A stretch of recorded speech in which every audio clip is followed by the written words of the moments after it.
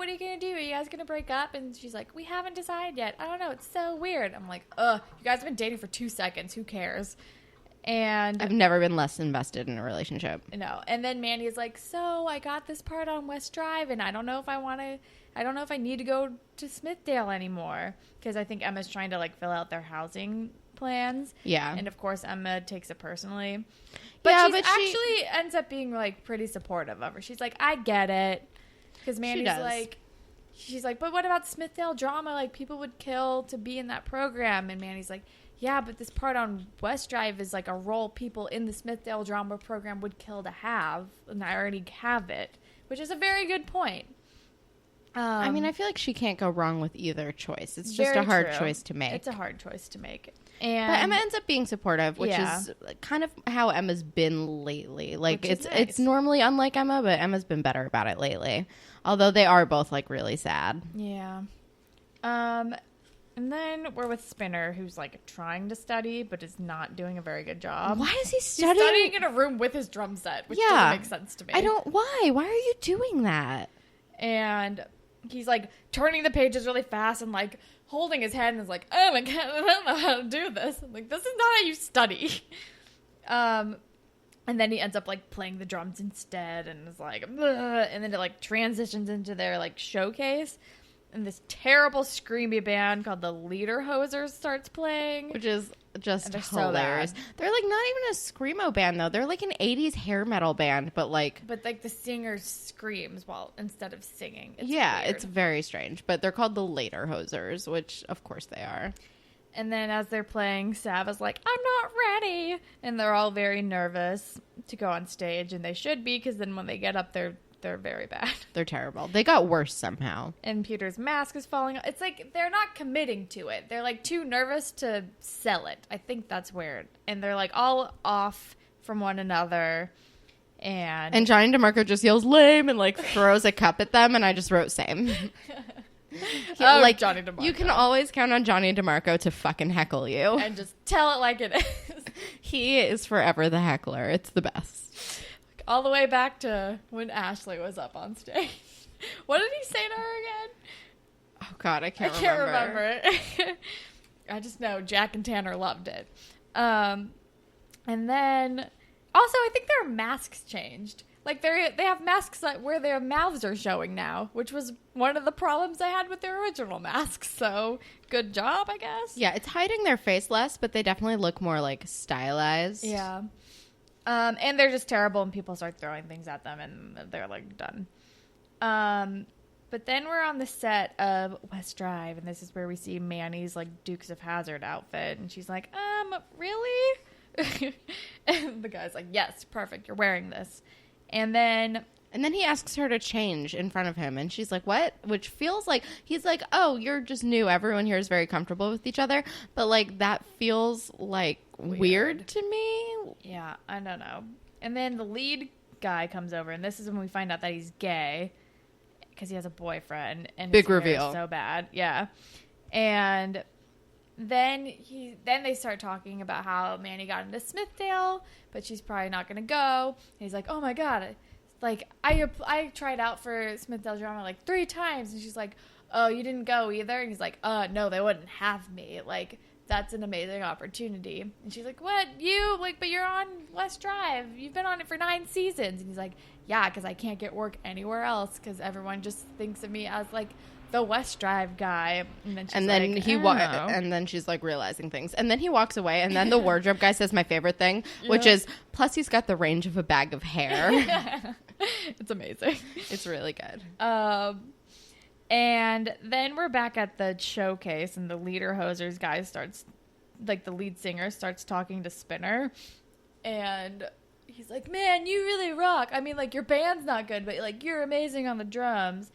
And then Spinner starts talking to him. He's like, oh, yeah, like, talking about being in a band and how the Lederhosers guys, he's like, oh, yeah, I dropped out of school to be in my band. Like, 19 years with the Lederhosers.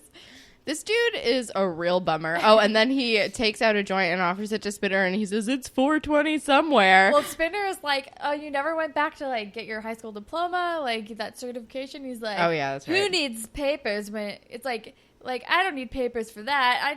You only need paper for rolling things. And, like, that's when he pulls out the toy. And, like, then says it's 4:20 somewhere. And I just wrote, this is my future husband. I don't like it, but this is probably my future husband. He's a real bummer. He's a fucking bummer and a half. And I hate him. It's like a sneak peek at what Spinner's future would be. And then the next day, we're at school, and Jane is like, hey, you ready for the test? Like, you studied last night, right? And Spinner's like, yeah, I totally studied, yeah. And then, like, Spinner's a bad liar. And Jane is like, no, you didn't. You totally didn't study. And she gets mad at him for being a bummer. And then we walk into physics, and we see Jimmy's, like, bridge got an A+, and just has his name on it. Which I'm like, who displays grades like that? Like, it's weird. Right in front of the whole class. Like super weird. And then Spinner and Jimmy are talking. He's like, your name could have been on that if you'd tried. So I was like, yeah, I know. I screwed up. And it's like, I don't know. My plan isn't like that well. I don't really have a plan. I don't know what to do. You have a good plan, like stem cell surgery in the summer and then off to New York. And I'm still like, this is still a very weird plan. It's super weird. Plausible. No, it doesn't make sense that he can just get stem cell surgery and then be ready to leave for college in like 2 weeks. And I don't think that that's how that works at all. Yeah, I don't know. And I don't even really remember how this conversation. And then like over the loudspeaker, it's like, physics exam in the gym. And I'm like, who has finals like this? I don't know. It's like, I don't know.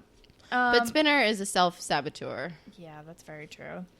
And then we are with Manny and her dad. And Manny's like, I don't know what to do. Like, should I go to school? Should I be on West Drive? And he's like, I don't know. Like, you have a paying job. It's good. But I don't know. Do what you want to do. I mean, he's being very uncharacteristically supportive. Yeah, it's very weird. He's like, the only wrong choice is no choice. It's like, who are you? He says, the only bad decision is indecision. That's right. And she's like, who are you? Like, why aren't you telling me what to do? He's like, you're an adult now. And I'm like, okay, I guess we're dropping her like a hot potato as soon as she turns 18. Like, what's going on? Super weird.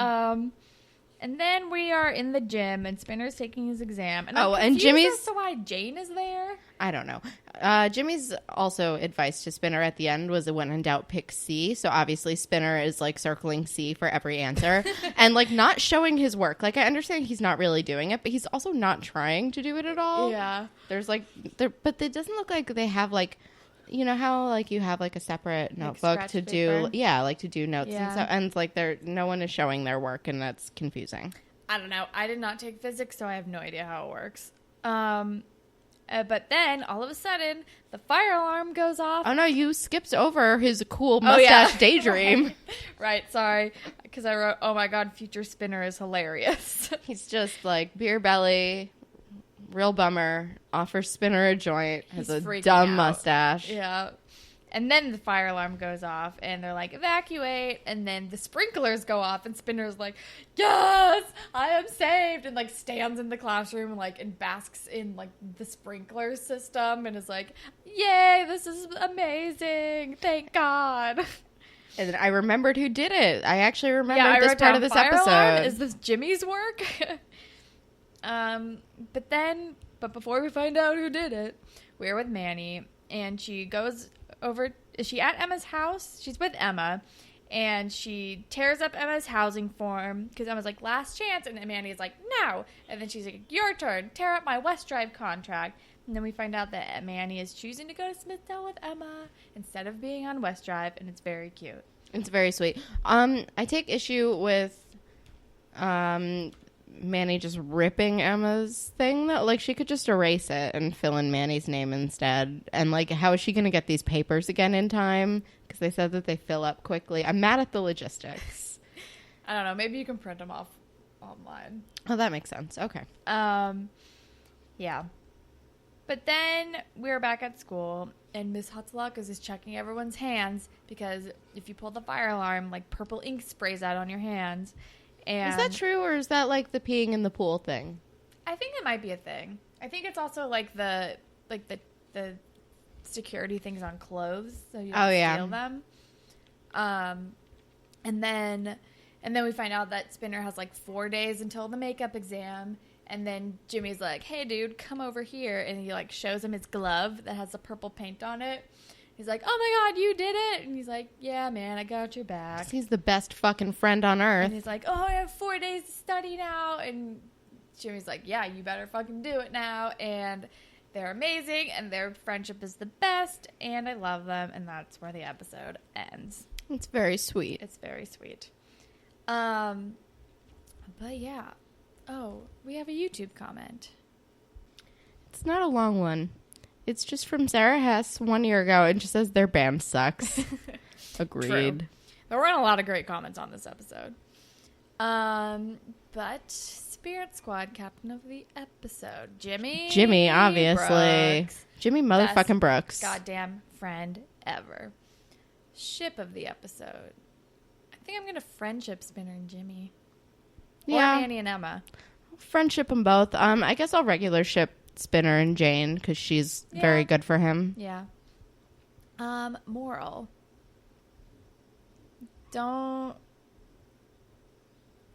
School is cool. Yeah.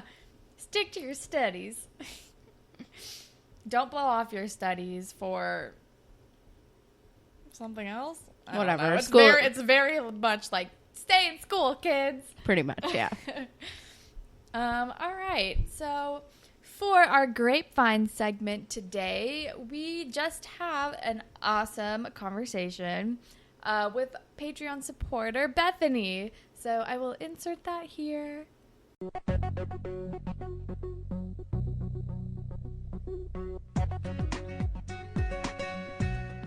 Hi, guys. So we have Bethany on with us today. Hi, Bethany. Hello. Hello. Thank you for coming on and chatting with us and for being a Patreon supporter. So what is your Degrassi history, your origin story, if you will? So as I mentioned in the email that I sent to you guys, I'm probably a little older than a lot of people that listen to the podcast. I actually started watching Degrassi Junior High in the 90s.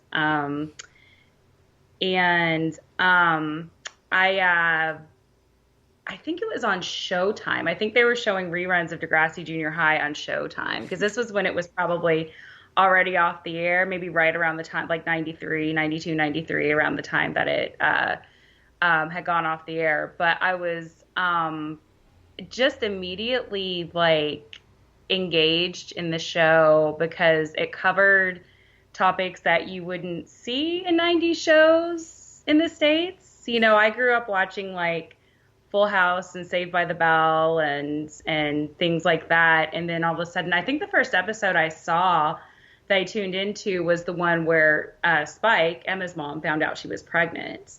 Mm-hmm. And I think the character was like 14 and I was probably about the same. I was like maybe like 12 or 13. So the idea that they had a pregnant middle schooler on TV is just kind of fascinating to me because I don't think they would have really touched that in the States. So I was immediately hooked. And I had heard about when Degrassi The Next Generation started, I had heard about it, but I think it started in what, like 2000, 2001? Yeah, 2001, I think. Yeah, so I was in college and, couldn't afford cable at the time, so I had no way of watching it. And so I think maybe around like 2006 or 2007, I had gotten back into Degrassi Junior High. And I was finding videos on YouTube, I think, and I came across the first episode of The Next Generation. And I'm like, okay, I'm just going to watch this just because I knew that this was the reunion episode. So I wanted to see Joey and Snake and Spike and everybody else. And I'm like, I'm just going to watch the one episode and that's it. I'll be done. And I immediately got hooked and watched the second one and then the next one and then bought the DVDs and downloaded on iTunes. And so I've been addicted ever since. So nice. Do you watch Next Class now? I actually do. I actually, like, I was a little skeptical going into it because I actually, once